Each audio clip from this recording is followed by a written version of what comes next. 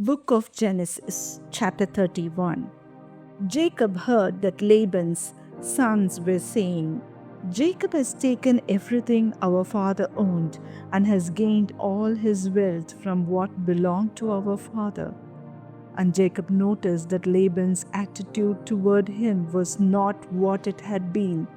Then the Lord said to Jacob, Go back to the land of your fathers and to your relatives, and I will be with you. So Jacob sent word to Rachel and Leah to come out to the fields where his flocks were. He said to them, I see that your father's attitude toward me is not what it was before. But the God of my father has been with me. You know that I have worked for your father with all my strength. Yet your father has cheated me by changing my wages 10 times.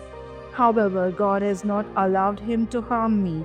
If he said, The speckled ones will be your wages, then all the flocks gave birth to speckled young. And if he said, The streaked ones will be your wages, then all the flocks bore streaked young. So God has taken away your father's livestock and has given them to me. In breeding season, I once had a dream in which I looked up and saw that the male goats mating with the flock were streaked, speckled, or spotted. The angel of God said to me in the dream, Jacob. I answered, Here I am. And he said, Look up and see that all the male goats mating with a flock are streaked, speckled, or spotted, for I have seen all that Laban has been doing to you. I am the God of Bethel, where you anointed a pillar and where you made a vow to me. Now leave this land at once and go back to your native land. Then Rachel and Leah replied, Do we still have any share in the inheritance of our father's estate? Does he not regard us as foreigners? Not only has he sold us, but he has used up what was paid for us. Surely all the wealth that God took away from our father belongs to us and our children. So do whatever God has told you. Then Jacob put his children and his wives on camels, and he drove all his livestock ahead of him, along with all the goods he had accumulated in Paddan Aram, to go to his father Isaac in the land of Canaan. When Laban had gone to shear his sheep, Rachel stole her father's household gods. Moreover, Jacob deceived Laban the Aramean by not telling him he was running away. So he fled with all he had, crossed the Euphrates River, and headed for the hill country of Gilead. On the third day, Laban was told that Jacob had fled. Taking his relatives with him, he pursued Jacob for 7 days and caught up with him in the hill country of Gilead. Then God came to Laban the Aramean in a dream at night and said to him, Be careful not to say anything to Jacob, either good or bad.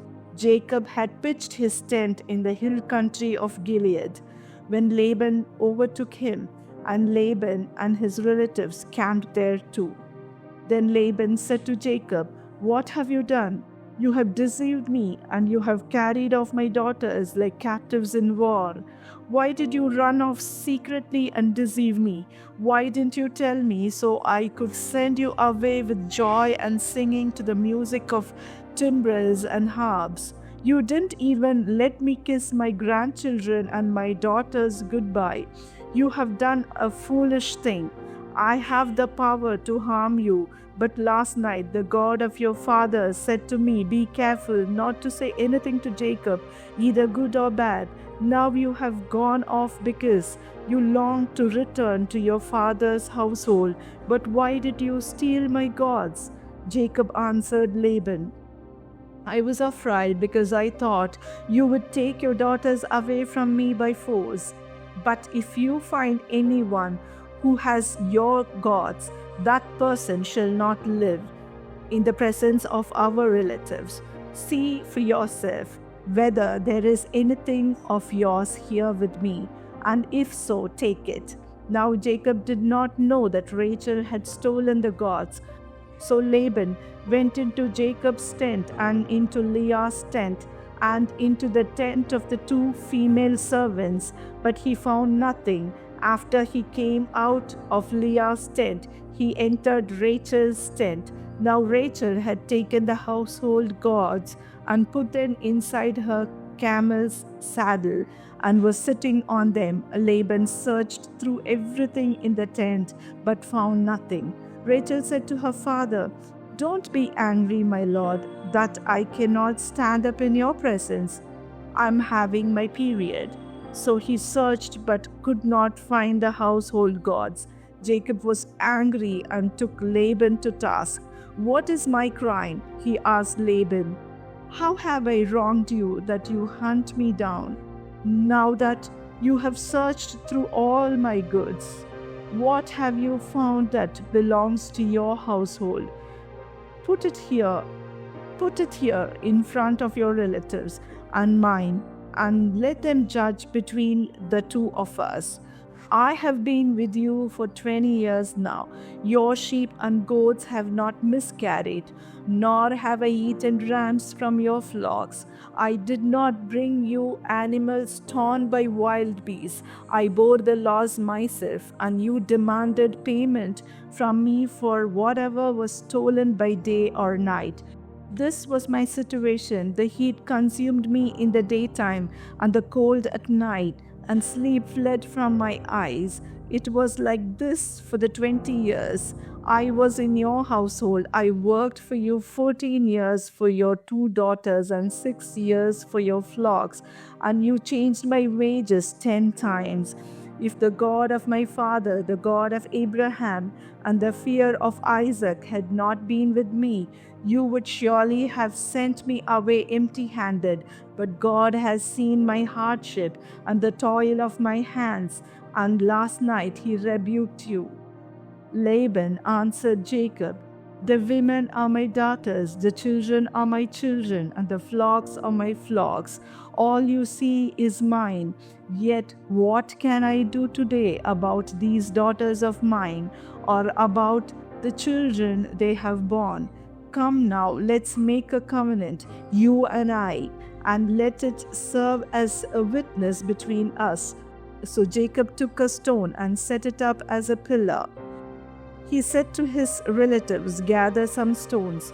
So they took stones and piled them in a heap, and they ate there by the heap. Laban called it Jegar-sahadutha, and Jacob called it Gilead. Laban said, "This heap is a witness between you and me today." That is why it was called Gilead. It was also called Mizpah, because he said, "May the Lord keep watch between you and me when we are away from each other. If you mistreat my daughters, or if you take any wives besides my daughters, even though no one is with us, remember that God is a witness between you and me."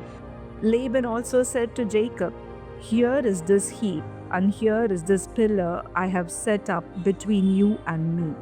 This heap is a witness, and this pillar is a witness, that I will not go past this heap to your side to harm you, and that you will not go past this heap and pillar to my side to harm me. May the God of Abraham and the God of Nahor, the God of their father, judge between us." So Jacob took an oath in the name of the fear of his father Isaac. He offered a sacrifice there in the hill country and invited his relatives to a meal. After they had eaten, they spent the night there. Early the next morning, Laban kissed his grandchildren and his daughters and blessed them. Then he left and returned home.